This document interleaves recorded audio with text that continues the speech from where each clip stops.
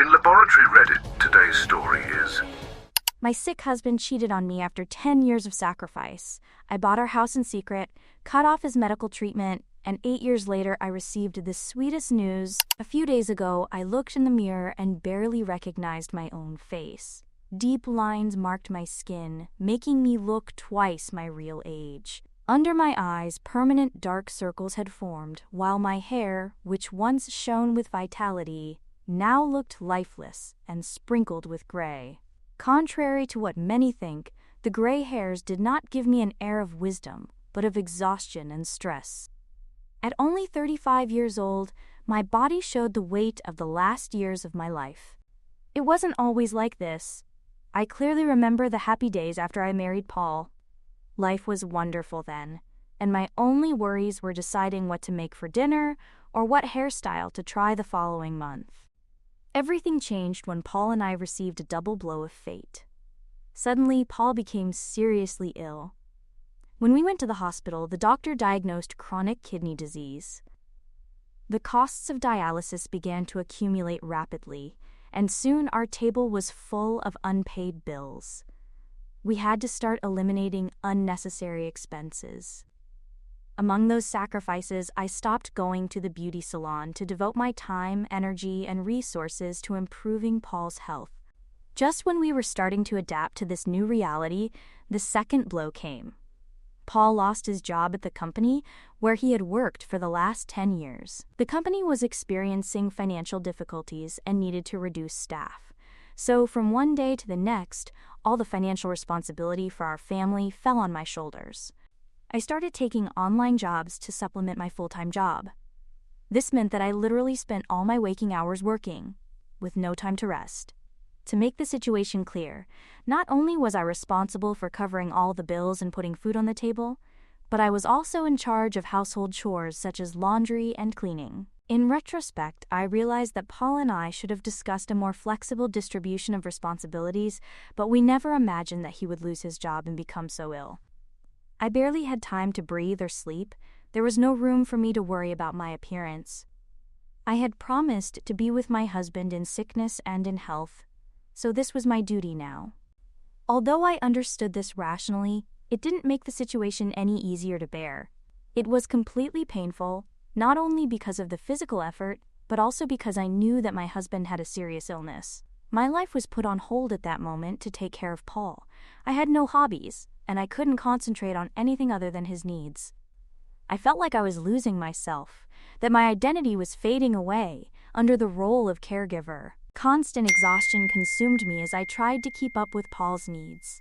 His life weighed on my shoulders, my physical appearance deteriorated noticeably, and at night, I struggled to sleep. To make matters worse, Paul became increasingly distant and isolated. I thought it was the illness that had led him to depression. Maybe it was the blow to his ego and the reality of being completely dependent on me. Or maybe it was simply that I was too busy. But our marriage also began to fall apart as a result of all this. It wasn't easy because I did everything out of love, but that feeling seemed to fade with every new problem that arose week after week. However, I'm not one to give up, so I refused to give in. I worked harder, determined to improve our situation. I've always believed that if you don't try, the result will always be the same, but if you make an effort, there's a chance that things will improve. One of the things I was grateful for, and still am, is that we didn't have children. That would have complicated everything even more. Little by little, things began to improve. One day, I ran into a former classmate who had started his own company and was doing very well. When I told him about our situation, he promised to offer Paul a job and asked me to send his CV the next day. And just like that, Paul had a new job. My burden was considerably lighter, and Paul seemed happier. Life was looking up. We even started making plans for early retirement and a convenience store that would generate income but also allow us to rest. However, as Paul adjusted to his new routine, I began to notice certain changes in his behavior. He was coming home late almost every day, citing meetings and deadlines as justification. Not only that, but when he was at home, he spent most of our time together checking his phone, responding to messages and work emails. The situation worsened when he started leaving the house without telling me where he was going or when he would be back. When I asked him about his outings, he always found a way to change the subject. The only time I insisted, he accused me of being obsessive and of wanting to control him. I admit that maybe I'm just being paranoid, but I can't shake the feeling that Paul is hiding something from me. I've been married to him for almost 10 years, so it's no exaggeration to say that I know my husband. I know when he's being honest with me and when he's trying to avoid an uncomfortable subject. I have tried not to be obsessive or controlling as he suggests, but nothing in our relationship seems normal at the moment. I can't ignore the feeling that something is not right, that Paul is hiding important information from me. Perhaps this is because, although Paul seems to be getting his life back, he is not making any effort to restore our marriage to what it was before. Either he hasn't noticed the distance between us, or he just doesn't care. He seems to be trying to increase that distance. I've lost count of how many times I've tried to start a conversation, only to be met with growls and curt responses to stop talking to him. It's a tremendously frustrating experience, not to mention painful. I decided to share my story in this group because I found it while looking for help for people with partners who have gone through serious illnesses like my husband.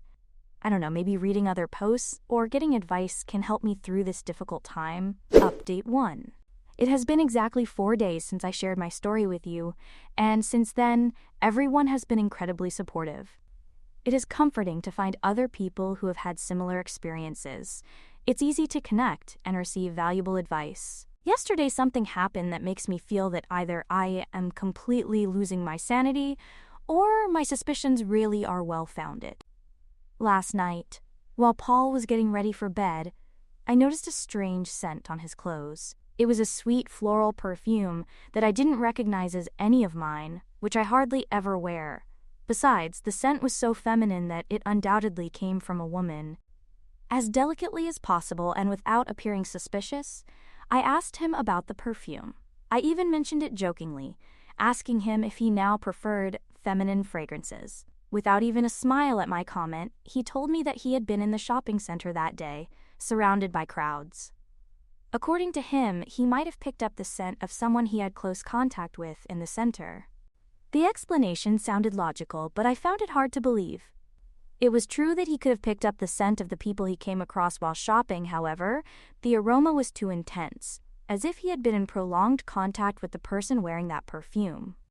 He must have noticed the doubt in my expression because he asked me to stop seeing problems where there were none and to simply forget about the matter. However, I couldn't do it, especially when he asked me so irritably and categorically.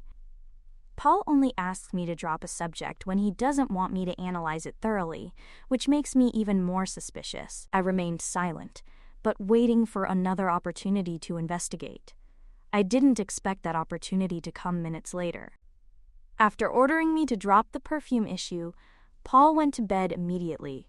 I couldn't sleep. My mind was busy imagining scenarios about how he had acquired that scent, and none of the possibilities seemed innocent to me. Suddenly, his phone lit up with a message from a woman. She wasn't someone I knew, but she had the kind of name that suggested an intimate relationship. First, the feminine perfume on his clothes, and now messages from an unknown woman late at night. I may not have a Harvard degree, but I know how to read the signs.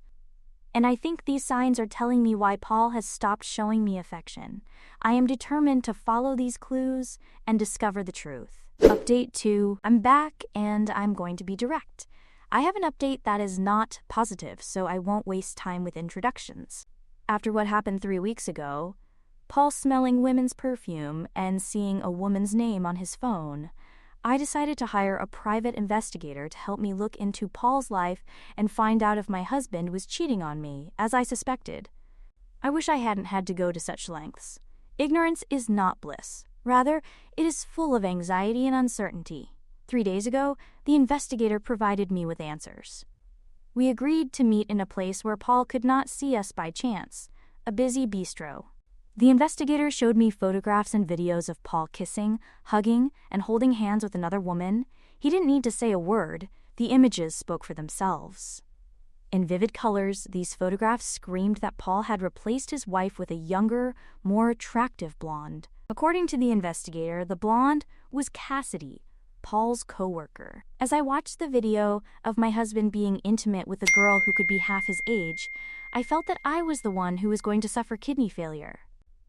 To think that I had invested my life, including sweat, tears, and financial resources, in this man.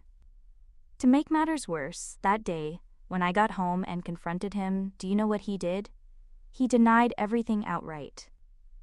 I showed him the photographs, believing that it was impossible to argue against such clear evidence, but Paul proved me wrong. He claimed that the images were clearly manipulated and then tried to turn the situation around. He accused me of being a jealous and distrustful wife and had the audacity to ask me how I could believe the worst of him after all he had done for me. To say that he had done a lot for me is an exaggeration, because as I recall, he did practically nothing. I was the one who worked multiple jobs, who, despite impossible schedules, kept the house clean, did the laundry, and fulfilled other responsibilities, while he immersed himself in self-pity. I could understand that he didn't do much when he was really sick, but when he started to get better, I could have helped. I literally sacrificed my life so that he could live, and he had the nerve to say something like that. If anyone should be complaining, it should be me. I wish I could tell you that that was the end of it, but this morning we had a big argument. I don't even remember what triggered it, but somehow we started shouting at each other. Then, suddenly, Paul called me old. He told me that I looked like a 65-year-old woman and that I acted like one. Immediately, I felt as if my time had been stolen, as if I had chosen to see myself as old, as if I wanted the wrinkles on my face and the sagging in my body. If I look like this, it is because I was the best wife for him, and now that I look older, he cheats on me and even reproaches me directly for it. Update 3. If I have not lost my sanity at this point, it is thanks to the constant support and advice I have received. Having them by my side is probably the best thing that is currently happening in my life. After thinking long and hard about what to do about Paul, I finally came up with the perfect plan. I realized that a simple divorce wouldn't give me back all the effort, money, and youth I've lost because of him. So I decided to cut off all the support I've been using to keep him afloat. I realized that Paul really depends a lot on me and my money, perhaps more than he has ever acknowledged. Since he has chosen to ignore my feelings and my well-being, I can only reciprocate in kind. This morning, I forwarded the video of Paul and Cassidy in an intimate situation to my friend, the director of the company where Paul works, requesting that they be fired.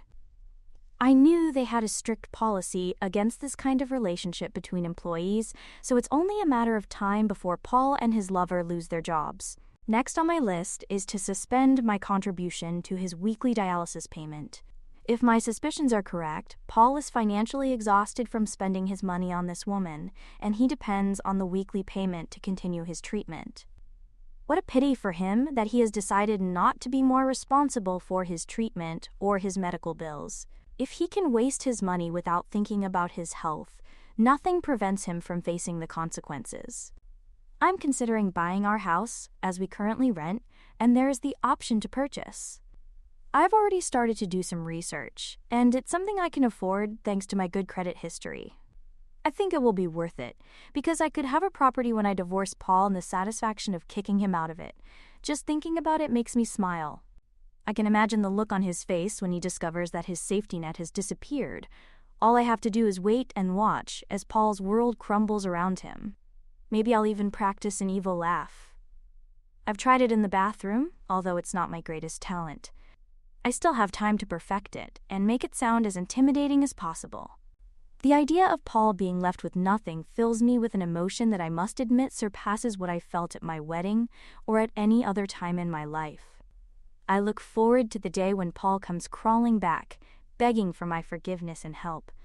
I will also have the satisfaction of refusing him. I will have moved on, and Paul will have to solve his problems by himself. The sweetest thing is that this day is not far away. In fact, I can almost feel it. And it doesn't bode well for Paul, unless we consider imminent disaster to be good. I realize that enjoying these things is not the most normal thing to do, but my life has not been normal for a long time, and it is possibly somewhat damaged after all the trauma I have experienced. Seeing your husband get sick, sacrifice your life, and not even receive a thank you, just infidelity, can break you inside. Update 4. More people than I expected think that everything I did with Paul, which I will tell you about in a moment, is not completely out of line. I'm not saying that all the comments have been supportive, but more than I expected. I was hoping they would advise me to settle for the divorce. But no, people don't like to be betrayed. As I mentioned before, it wasn't going to be long before I gave Paul a lesson in humility. He soon realized that his trustworthy wife was not as trustworthy as he thought. That week when he went to his dialysis session, I refused to accompany him. I sometimes do, but this time I decided not to. That was the first indication that something had changed. He asked me if something strange had happened, and, of course, I denied it. That day, when he returned home, he complained that something must have happened because the center had not received his payment. I just smiled and said nothing. When he went for his second dialysis that week, he finally figured it out. A perceptive man, it only took him 2 occasions to realize that no one was paying for his treatment. He demanded to know why I had not covered his treatment, arguing that it was a matter of life and death for him. I replied that I was not obliged to pay his bills. He tried to argue with me, but he knew that I was right. He was a grown man with a job who could pay his own medical bills, at least for now. He didn't know that he would soon be a grown man with medical bills to pay, but without a job. Anyway, he started to beg. I told him that I couldn't take care of his expenses at that time because I had some important expenses of my own, so he would be on his own. He asked me what expenses I was talking about, but like him, I didn't give him any details. I asked him why he hadn't saved any of his salary, using his own strategy to divert the conversation. He mentioned something about personal bills and that the money wasn't going as well lately. He seemed convinced of his lie, as if he didn't know that I was already aware of everything. So, with a smile, I suggested that he stop asking this old lady for money and go and find his young, fresh girl. When I said that, his whole attitude changed and he started to confess everything. He told me that it was Cassidy who pursued him, that she didn't stop until she caught him in her net. I looked at him, wondering how I could have fallen in love with such a pathetic man. It was never his fault, was it? Always the victim who was seduced by this attractive young woman. He probably put up a lot of resistance, saying things like, "No, please. I don't want to be with a beautiful young girl. I love my older wife, that's all." But the best was yet to come. I told him where he would be sleeping that night. I told him I had had enough of his lies and that I wanted him out of the house by the end of the day. The look on his face was the most satisfying thing, something I would recommend to anyone seeking revenge for infidelity. Paul stammered like a politician, asking what I meant by out. I was more than happy to show him my title deed. He fell to his knees, begging me not to throw him out, promising and swearing on his mother's grave that he would change. Swearing on his dead mother didn't help either, because the best thing my husband had at that moment was his dead mother. That's a story for another day. Suffice to say that my mother-in-law and I didn't get along particularly well. He wanted a second chance, but there would be no second chances. Nothing in the marriage vows talks about second chances after infidelity. Although I have bought the house, I plan to rent it out and move to another city. The house holds no happy memories for me, or if it ever did, they have now been tarnished by Paul's presence. I need to put all this behind me and start again somewhere else. Paul has yet to find out that he has lost his job, as my friend is waiting until the end of the week to inform him. Fortunately, he hasn't caused me any problems, and he moved out of the house a couple of hours ago. That's why this update is so recent. Not as recent as the girl he was cheating with, but I think that situation will soon start to deteriorate. Update 5. I wasn't there to see him being fired, but I think my friend's account does it justice. I'm going to copy and paste the message he sent me here. I've already fired Paul and Cassidy. Cassidy just picked up her stuff and left. She's a young girl and will probably find a job quickly. But Paul was not at his best. I know you recently filed for divorce and kicked him out of the house, but I couldn't show him compassion when he violated company policy. We don't have enough employees to allow relationships like this, which affect his performance and that of others. When I broke the news to him, Paul started shouting and insulting me. He even accused me of doing it because, according to him, I'm in a relationship with an old hag like his wife. That's why I didn't hesitate to call the police, as he had no intention of leaving either. We were planning to give him severance pay, which is part of the company benefits. In the past, we have decided to do this with employees we have had to let go for other reasons, which we believe is a good thing so that they have something while they find another job. But in Paul's case, we will only pay what we are obliged to by law. And before anyone accuses me of the same thing Paul accused my friend of, I should clarify, my friend is married, and I am friends with his wife. No, we are not having any romantic relationship. After this, Paul tried to defame the company for firing him, using the excuse that they did it because of his illness. But part of his signed contract states that relationships at work are not allowed, so my friend's counterclaim against Paul is now going to be interesting. The divorce we have filed for with my lawyer also includes some of the money I have spent on him during all this time. Paul thinks he can continue to speak ill of me, as he has done with my friend and other people. Go ahead, now the divorce will be more complicated because we have decided to make it more difficult for him. Update 6. Paul has found out that I put my house up for rent and has asked me to rent it to him. You might think I'm very lucky to get a tenant so quickly, but there's a small detail in his proposal. He wants me to let him stay for at least 2 months without paying, until he finds another job, and then he would start paying the rent. It's one of those offers that's hard to refuse, but I had to decline. I'm sorry that Paul literally has to sleep on the street now. At least he's found a center where they do dialysis for free for vulnerable people. And yes, Paul is now a vulnerable person, after I took care of his situation. He has no other options, because his relationship with Cassidy has also begun to deteriorate. No young woman wants an older man like Paul with no financial resources. I have also been warned by comments that once I leave town, which I have done, Paul may try to break into the house. I am waiting for him to do so because I could sue him and even send him to prison if he commits this folly. I am looking forward to it. You have no idea how much. The divorce is going ahead, and I will be conducting the hearings by video conference. I am glad to be away from all this drama, and when the divorce is final, I will also be completely finished with Paul. I can now return to my self-care routines, and I feel a little younger. I don't expect to completely eliminate the effects of caring for Paul, but there are still things I can do for myself. I won't be able to recover the money Paul owes me, because he literally doesn't have anything. Spending on gifts and dinners to impress a young woman has a cost, not saving enough for his old age, which has come early for Paul this year. But if I win the divorce case, that debt will haunt him forever. Update 7. As has been mentioned, youth is a question of perspective. How you feel is important, and there are actions you can take to look younger. That's what I've been focusing on, but also on poor Paul's situation. We can say that the divorce is finalized and the result is relatively positive. It has been clean in terms of assets, and his infidelity has been very beneficial in that he cannot claim anything. Yes, before buying the house I made sure it was protected against claims from my husband. He has tried, but only to waste more time. He has got a new job, which is good news. Not so much at first, because that allowed him to contest the divorce, but now that he has lost the case, it's positive, because he has to pay. To pay an amount that is not all that we intended with my lawyer, but the balance is favorable. I have ended this divorce with more than I started with. Besides, having ruined Paul's life is also a reward in itself, don't you think? I can't say what has happened to Cassidy. I only know that my friend told me that she recently asked for a job reference, probably because she is looking for work, and my friend refused to give it to her. Life is good, which contributes to my current happiness.